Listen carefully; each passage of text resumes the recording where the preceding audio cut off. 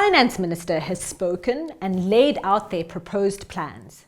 Now what? After the budget speech, the budget is taken up by the MPs of the National Assembly and their portfolio and select appropriation committees. But what are these committees? Committees are basically smaller groups of MPs from the National Assembly, or permanent delegates in the NCOP working in a more focused way. In the National Assembly, portfolio committees shadow one or more government departments. This means for each national ministry and its government department, there is a corresponding portfolio committee in the National Assembly. The role of portfolio committees is to consider bills, which are draft laws, deal with budgets, and oversee the work of the department they are responsible for. For example, the Portfolio Committee on Tourism has oversight over the National Department of Tourism, or NDT.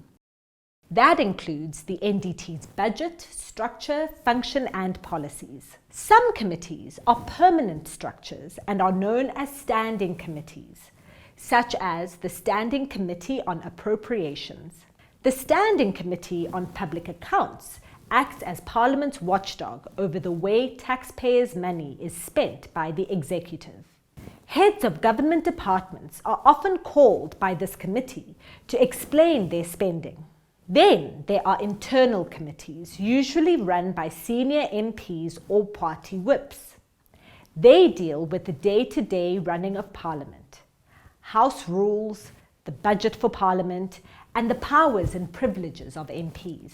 The NCOP has a similar committee to deal with its House, called the Rules Committee. Ad hoc committees are temporary committees created for a special task, such as an investigation into a specific matter.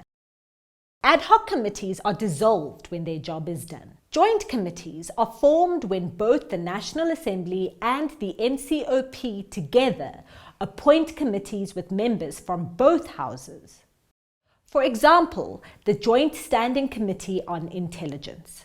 Committees play a vital role in democracy and in involving the public in the processes and activities of Parliament. And who gets to be in these committees? The National Assembly appoints from among its members a number of portfolio committees to shadow the work of the various national government departments. Generally, the distribution of MPs proportionally represents the political parties in Parliament. Their meetings are mostly open to the public, but may be closed if there is a good reason to do so.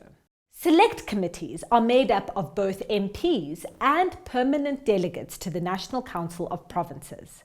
But because only 54 of 90 NCOP members are permanent delegates, compared to the 400 of the National Assembly, the select committees oversee the work of more than one national government department.